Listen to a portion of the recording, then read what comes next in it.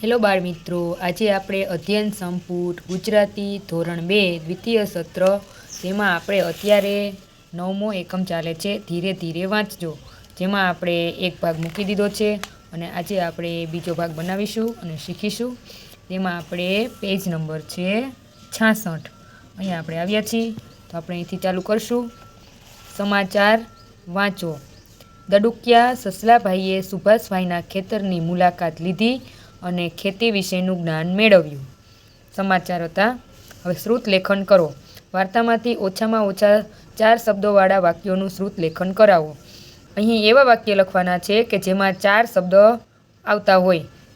પ્રથમ વાક્ય છે, સસલાભાઈએ સુભાષભાઈના હાથમાં રોટલો જોયો. પછી બીજું, સુભાષભાઈએ હસીને સસલાને જવાબ આપ્યો. પછી ત્રીજું, રોટલો બનાવવા માટે ખેતર ખેડવું પડે. ચોથું, ખેતરમાં મકાઈના દાણા વાવવા પડે છે. પાંચમું, મકાઈના ડોડા તૈયાર થાય એટલે લણવા પડે. એટલે આવી રીતના 4 શબ્દો હોવા જોઈએ. 1, 2, 3, 4. એનાથી વધારે લેવાના, એનાથી ઓછા લેવાના નથી. અભિનય સાથે ગાવો. પઠન, ગાન, જીલગાન દ્વારા ચાલો. આપણને સરસ મજાની કવિતા આપેલી છે, ધીરે ધીરે ચાલજો. અહીં આપણને એના સરસ મજાના ચિત્ર પણ આપેલા છે.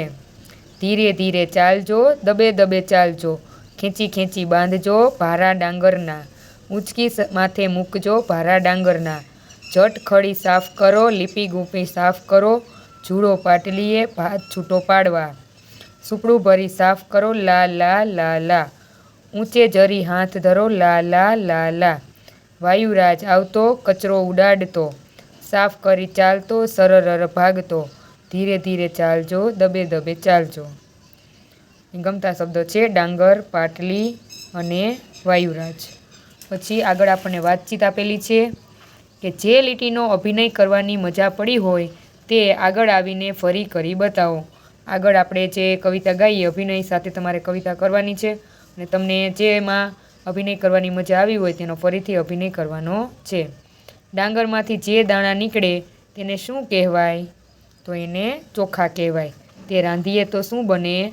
ભાત બને. તમે ધીમે ધીમે ક્યારે ચાલો? કેમ? તો તમે જ્યારે ચાલતા હો ત્યારે તમારે કહેવાનું છે. ભારા કેવી રીતે બંધાય? તો અહીં લખ્યું છે કે ભારા ખેંચી ખેંચી બાંધજો ભારા ડાંગરના.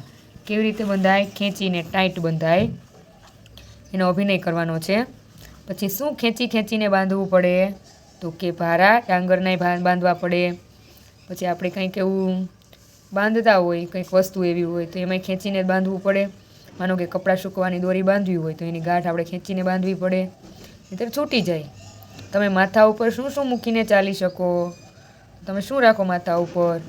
બુક રાખીને ચાલી શકો, ખાલી ગાગર હોય પાણી ભરવાની એ તમે રાખીને ચાલી શકો. એ તમારે કહેવાનું છે. જોરદાર પવન આવે તો શું શું થાય? તો જોરદાર પવન આવે તો વસ્તુ ઉડી જાય. જે આપણી વસ્તુ હોય બારે પડેલી હોય અથવા ગમે ત્યાં હોય તો પવનથી શું થાય? વસ્તુ ઉડી જાય. એવા કાચા મકાન હોય તો પડી જાય, વૃક્ષો ઝાડવા પડી જાય. ગાઓ. લા લા લા લા લા લા લા લા લા લા. કેવી રીતે ગાવાનું? હસતા હસતા ગાવાનું છે, રડતા રડતા ગાવાનું છે, ગુસ્સામાં ગાવાનું છે, અવાજ કાઢ્યા વગર ગાવાનું છે. આગળ ગીતમાંથી શોધો. જો ગીતમાં હોય તો સટાસટ બોલો અને જો ગીતમાં ન હોય તો સટાસટ એમ ધીમેથી બોલો. તો આપણને પેલું આપ્યું છે ઝડપથી ચાલવાનું છે. તો આપણે ગીતમાં જોશું કે અહીંયા શું લખ્યું છે? ધીરે ધીરે ચાલજો. તો ધીમે ધીમે ચાલવાનું છે, ઝડપથી ચાલવાનું નથી. એટલે શું આવશે? સટાસટ એમ ધીમે બોલવાનું છે. પછી બીજું, દબાતા પગલે ચાલવાનું છે. તો આપણે ગીતમાં જોશું શું કહે છે? દબે દબે ચાલજો. તો શું આવશે? સાચું છે. એટલે અહીંયા શું બોલવાનું? સટાસટ એમ ઊંચેથી બોલવાનું છે. પછી ત્રીજું, ડાંગરના ભારાને ઢીલા બાંધવાના છે. તો અહીંયા આપ્યું છે આપણને કે કેવી રીતે બાંધવાના છે? ખેંચી ખેંચીને બાંધવાના છે. તો અહીંયા ખોટું છે. ઢીલા બાંધવાના નથી, ખેંચી ખેંચીને બાંધવાના છે. તો ધીમે ધીમે બોલવાનું છે સટાસટ. પછી આપ્યું છે ડાંગરના પૂડાને પાટલી પર ઝૂડવાના છે, તો એ સાચું છે. જો અહીંયા ઝૂડો પાટલીએ એટલે આવશે સટાસટ. પછી પવન અરર કરતો ભાગ્યો, તો અરર નહીં આવે, શું આવશે? સર આવશે. એટલે આ ખોટું છે, એટલે ધીમે ધીમે બોલવાનું સટાસટ. પછી ખડી ઝટપટ સાફ કરો, તો અહીંયા આપેલું છે સાચું છે. ખડી ઝટપટ સાફ કરો એટલે શું આવશે? ઝટ સાફ કરો એટલે સાચું છે, તો સટાસટ. ડાંગરના ભારા હાથમાં લઈને ચાલજો, તો ડાંગરના ભારા હાથમાં લઈને ચાલવાના નથી, માથે ઊંચકીને ચાલવાના છે. ઊંચકીને માથે મૂકજો ભારા ડાંગરના. તો આ વાક્ય ખોટું છે, તો ધીમે ધીમે બોલવાનું સટાસટ. પછી હાથ ઊંચા કરી ભારા બાંધજો, તો આ પણ ખોટું છે, એટલે શું આવશે? સટાસટ. ધીમે બોલવાનું છે. ગમતા શબ્દ ઝડપ, પવન, ઝટપટ. આ ખેડૂત બરાબર કરે છે. તમે ખેડૂત બનો. વિદ્યાર્થીઓને પૂછો કે મારો ડાંગરનો પાક તૈયાર થઈ ગયો છે, હવે હું શું કરું? તમે નીચે લખેલી લીટીઓમાંથી ક્રમમાં મને કહો, એમ હું કરીશ.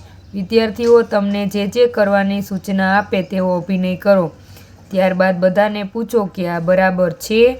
આ જ ક્રમમાં કરું તો ડાંગર મળશે કે બીજી ક્રિયા કરું? તો આપણે અહીં ગોઠવવાનું છે કે આપણે ડાંગરનો પાક તૈયાર થઈ ગયો છે, તો હવે શું શું કરવું પડશે?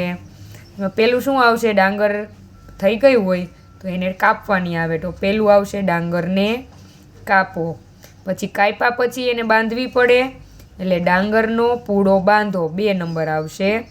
પછી એ જે જગ્યા હોય એને સાફ કરવી પડે, 3 નંબર આવશે કે ખડું સાફ કરો. પછી શું આવશે? 4 નંબર ડાંગર પાટલી પર ઝૂડો, એટલે જે ડાંગર હોય એમાંથી આપણે ચોખા કાઢવા પડે, એટલે ડાંગર પાટલી પર ઝૂડો, 4 નંબર.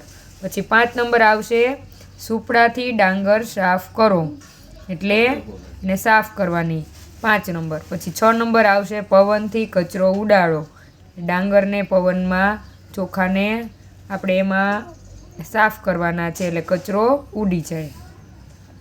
15મું સૂચનાઓ વાંચો અને કોષ્ટક પૂર્ણ કરો. અહીંયા આપેલું છે આપણને કે ક્રમ છે, સૂચનાઓ છે, મેં ક્યાં સાંભળી, મને કોણ કહે છે, મને ગમી કે ન ગમી જોવાનું છે. પહેલું સીધો બેસ, આવું કોણ કહે તમને? તો શાળામાં તમને ટીચર કહે. ગમે? તો હા ગમે. પછી બીજું છે થોડી વાર ઊંઘી જા, આવું કોણ કહે? તો કે ઘરમાં કહે. કોણ કહે? તો કે મમ્મી કહે. ગમે? તો કે હા. પછી ત્રીજું છે રમવા જા, તો રમવાનું કોણ કહે? કોણ કહે? તો ઘરમાં કહે. પછી કોણ કહે? તો કે પપ્પા કહે, મમ્મી કહે, મિત્રો કહે. ગમે? તો હા. પછી ફાવે તેમ કર, એવું કોણ કહે? તો કે એવું આપણે ઘરમાં સાંભળ્યું હોય અને દાદા કહેતા હોય, દાદી કહેતા હોય. ગમે? તો હા. પછી ટીવી બંધ કર, તો ક્યાં સાંભળ્યું હોય? ઘરમાં. કોણ કહેતું હોય? Mummy papa. ગમે? તો કે ન ગમે. પછી લખવા બેસ, આવું કોણ કહે? ઘરમાં. કોણ કહે? Mummy papa. ગમે? તો કે ન ગમે.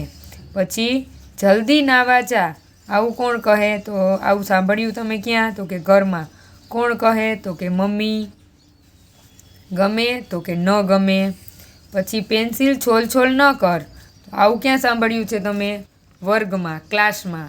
કોણ કહે? તો કે શિક્ષક. ગમે? તો કે ન ગમે. પછી વરસાદમાં નાહવા જા, આવું કોણ કહે? ક્યાં સાંભળ્યું? તો કે ઘરમાં. કહે કોણ? દાદી. ગમે? તો કે આ ગમે. પછી 10મું કાગળના ડૂચા ન કર, તો આવું ક્યાં સાંભળ્યું છે? શાળામાં. કોણ કહે? શિક્ષક. ગમે? તો કે હા ગમે. ચાલો આગળ. આગે કહો પીછે કહો. નીચે જેવી ચીઠીઓ બનાવો. એમાં આપેલું છે 1 બોર્ડ સાફ કરો, 2 પ્રિન્સનું દફતર બહાર મૂકી આવો, 3 છોડને પાણી પાવો, 4 પંખો ચાલુ કરો, દરવાજો બંધ કરો અને ચોપડી ખોલો. પછી ગમતા શબ્દ છોડ, દરવાજો, ચોપડી. વર્ગમાં કોઈ એક વિદ્યાર્થી ચિઠ્ઠી ઉપાડી વાંચશે અને તેમાં જે લખ્યું છે તે કોઈ બીજાને કરવા કહેશે. તેમને ઉદાહરણ આપી સમજાવો કે તમારે તેને 3 સૂચના આપવાની છે. ચિઠ્ઠીમાં લખ્યું છે એ પહેલાં શું કરવું, ચિઠ્ઠીમાં શું છે તે કર્યા પછી શું કરવું. તો આપણે આગળ જે ચિઠ્ઠી બનાવી છે એને આધારે છે. જેમ કે કોઈ ચિઠ્ઠી ઉપાડી અને એમાં એવું આપ્યું કે બોર્ડ સાફ કરો. તો તમારે કોઈ મહેશ નામનો છોકરો આવ્યો, એને કહેવાનું મહેશ ડસ્ટર લે, એટલે ડસ્ટર લેશે. બોર્ડ સાફ કર એટલે બોર્ડ સાફ કરશે. પછી કહેશો કે ડસ્ટર પાછું મૂક એટલે ડસ્ટર પાછું મૂકી દેશે. એ જ રીતે આપણને એવું આપે કે પંખો ચાલુ કરો એવી ચિઠ્ઠી આવી હોય તો શું કહેવાનું? મહેશને બદલે કોઈ બીજું કોઈ આવ્યું, રોહિત, તો તમારે કહે રોહિત પંખો ચાલુ કર. તો રોહિત ઊભો થશે, પછી બોર્ડ પાસે જશે, પછી અહીંયા સ્વિચ ચાલુ કરશે એટલે પંખો ચાલુ થશે. પછી વાંચો અને ગાઓ. આ કવિતાનું પઠન ગાન તમારે કરવાનું નથી. આ કવિતા બાળકોને હજુ કયો અક્ષર ઓળખવામાં મુશ્કેલી પડે છે તે શોધી કાઢવા માટે છે. બાળકોને વારાફરતી તમારી પાસે બેસાડી આ કવિતા વાંચવા કહો. તેમાં તેઓ જે અક્ષર વાંચવામાં ભૂલ કરે તે નોંધી લો. તે આધારે ઉપચાર કાર્યનું આયોજન કરો. એટલે જે શબ્દ તમને ભૂલ પડે ને એ ફરીથી શીખવાના છે. અહીં આપણને આપેલું છે કે ટીકુ બહેન તો વાંચનના શોખીન, વાંચે નાના અક્ષરવાળી ચોપડીઓ રંગીન. ટીકુ બેન તો વાંચનના શોખીન. છોટા ભીમને સોટી પોઠી બધું જ વાંચે ખૂબ. બધી જ વાર્તા દાદી માફક બોલે આબેહૂબ. ટીકુબેનનું લેસન કરતો વાર્તામાંનો જીન. ટીકુબેન તો વાંચનના શોખીન. ટીકુબેનના ઘરમાં તો છે ચોપડીઓના થપ્પા. ટીકુની આજ્ઞાથી સાથે વાંચે મમ્મી પપ્પા.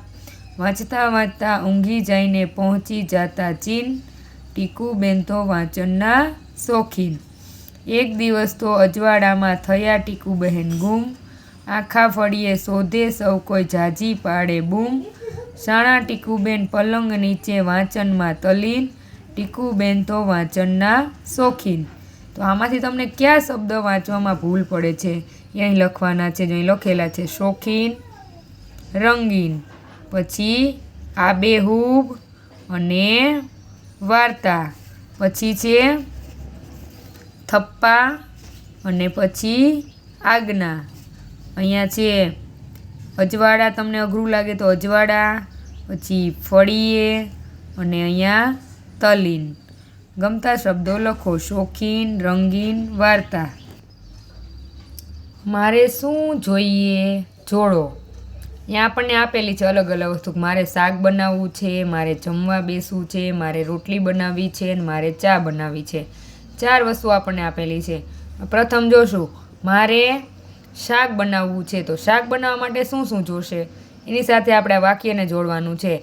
પહેલાં આપણે ચપ્પુ જોશે, પછી કુકર જોશે, ત્યારબાદ મસાલિયું જોશે, ત્યારબાદ પછી શું જોશે, જોડેલું છે આપણે નહીં તો આટલી વસ્તુ છે. પછી અહીંયા ખાંડણિયું જોશે, ત્યારબાદ ચમચી જોશે. આટલી વસ્તુ આપણે શાક બનાવવા જોશે. મારે જમવા બેસવું છે. તો જમવા બેસવું હોય તો શું શું જોશે?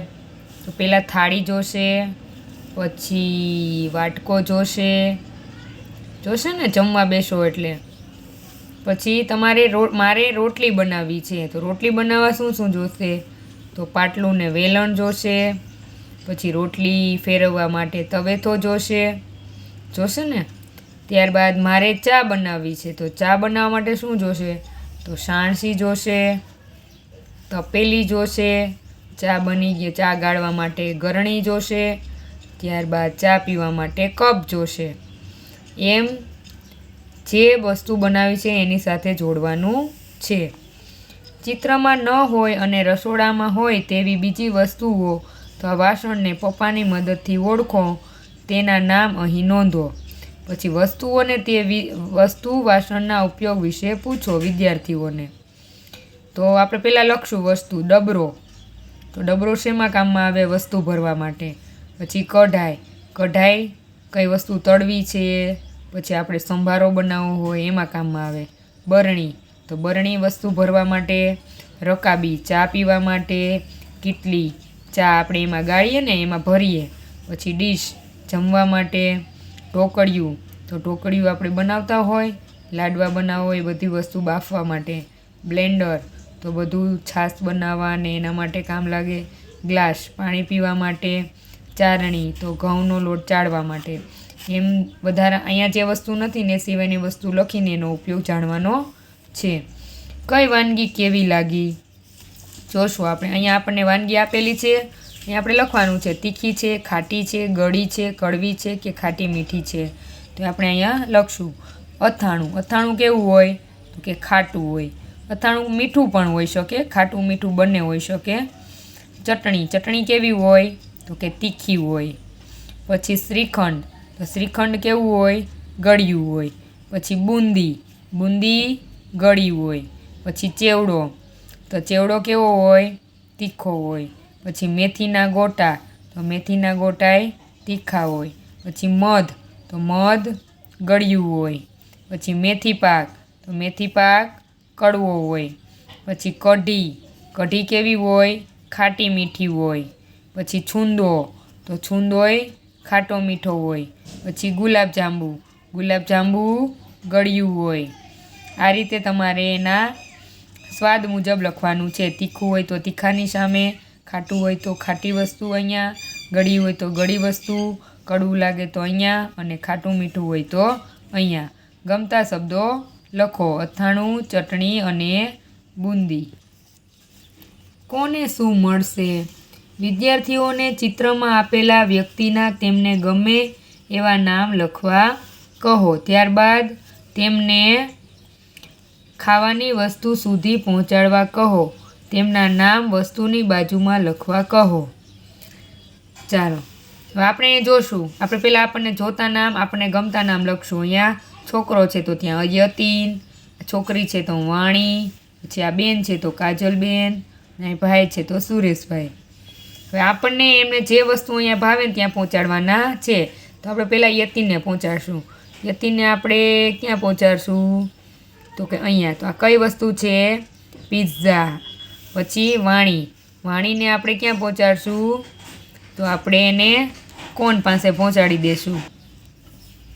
આપણે વાણીને હવે કોણ પાસે પહોંચાડશું. જો અહીંથી આપણે ચાલુ કરશું તો વાણીને કોણ પાસે લઈ જશું. અને અહીંયા લખવાનું છે કોણ, અને અહીં લખવાનું છે આઈસ્ક્રીમ કોણ. પછી આપણે કાજલબેન, તો કાજલબેનને આપણે ક્યાં પહોંચાડશું તો આપણે એમને પહોંચાડશું જલેબી પાસે. તો ચાલો હવે આપણે કાજલબેનને જલેબી પાસે પહોંચાડી દઈએ. પછી ક્યાં જશું થી અહીંયા, અને અહીંયા લખવાનું છે જલેબી. શું લખશો જલેબી અહીં લખવાનું છે. પછી આપણે સુરેશભાઈ, સુરેશભાઈને ક્યાં પહોંચાડશું લાડવા પાસે. આપણે ત્યાંથી ચાલુ કરશું તો સુરેશભાઈને લઈ જશું લાડવા પાસે. ને ત્યાં તમારે લખવાનું છે લાડવા. તો અહીંયા એનું નામ લખવાનું છે. તો આ રીતે જેને ભાવતી ચીજ હોય ને ત્યાં પહોંચાડવાના છે. ગમતા શબ્દ લખો.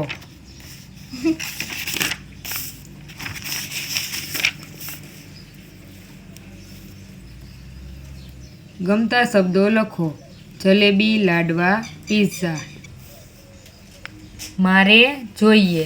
કયા વારે શું ખાવું, શામાંથી બને તે લખો. વર્ગમાં વાંચો. મમ્મીને પણ વાંચી સંભળાવો. અહીંયા આપણને વારના નામ આપેલા છે. પછી એ જ વારે નાસ્તામાં શું મળે, શામાંથી બને, ભોજનમાં શું મળે, શામાંથી બને એ લખવાનું છે. પહેલાં સોમવારે, તો સોમવારે નાસ્તામાં સુખડી.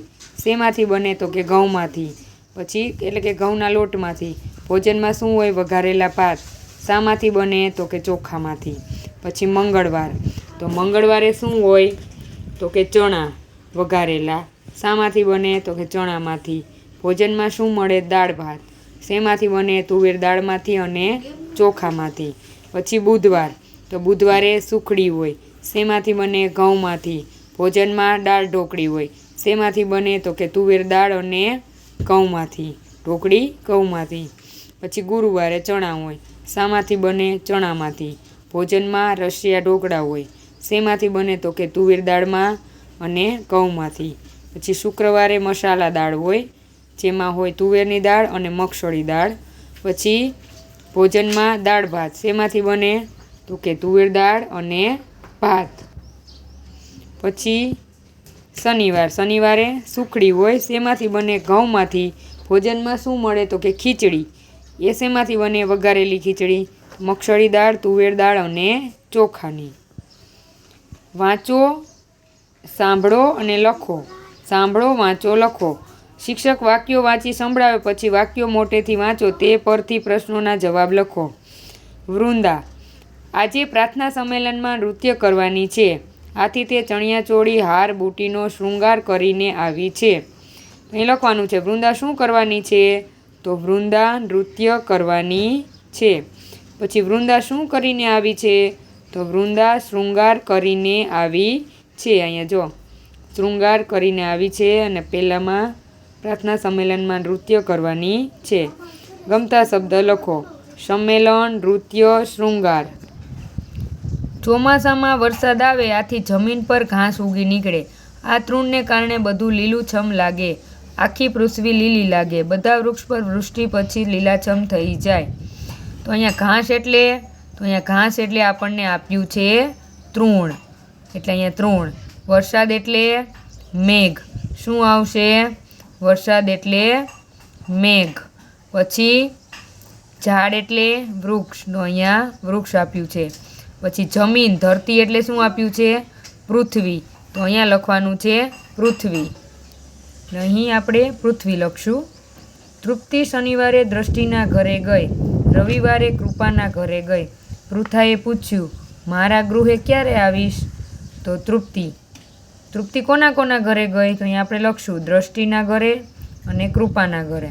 પછી તૃપ્તિને પોતાના ગૃહે કોણે બોલાવે? તો કે પૃથાએ બોલાવી હતી. વિદ્યાર્થીઓને વર્ગમાં રહેલી સામગ્રીની અલગ અલગ ગોઠવણી કરવાની સમજ આપો. તીરની નિશાની પ્રમાણે આપેલા અક્ષરો પર આંગળી ફેરવો. શિક્ષકની મદદથી અક્ષર મોટેથી બોલો. તીરની નિશાનીમાં આંગળી ફેરવવાની છે. અહીંયા શું આપ્યું છે? ક્રુ, પછી ધ્રુવ, ત્યારબાદ ધ્રુવ, પછી નૃ, પછી શ્રુ અને અહીંયા આપ્યું છે વૃ. તો આ રીતે આંગળી ફેરવવાની છે. હસહસાટ. મુન્ની: શું તમે કંઈ સાધન વગર અને દર્દ ન થાય તે રીતે દાઢ કાઢી શકો છો? ડૉક્ટર: ના. મુન્નીએ કહ્યું, હું કાઢી બતાવું. ડૉક્ટર: કેવી રીતે? તો મુન્ની કહે, હા હા હા હા. શિક્ષક કહે, એક ટોપલીમાં 10 કેરી હતી, તેમાંથી 3 સડી ગઈ, તો કેટલી કેરી રહેશે? તો ભૂરો કહે, સાહેબ 10 કેરી. શિક્ષક કહે, એવું કેવી રીતે? તો ભૂરો કહે, ભલે સડી જાય પણ કેરી તો કેરી જ રહેવાની ને, કેળા થોડી થઈ જવાની. પછી ગમતા શબ્દ લખો. દ્રષ્ટિ, તૃપ્તિ, કૃપા.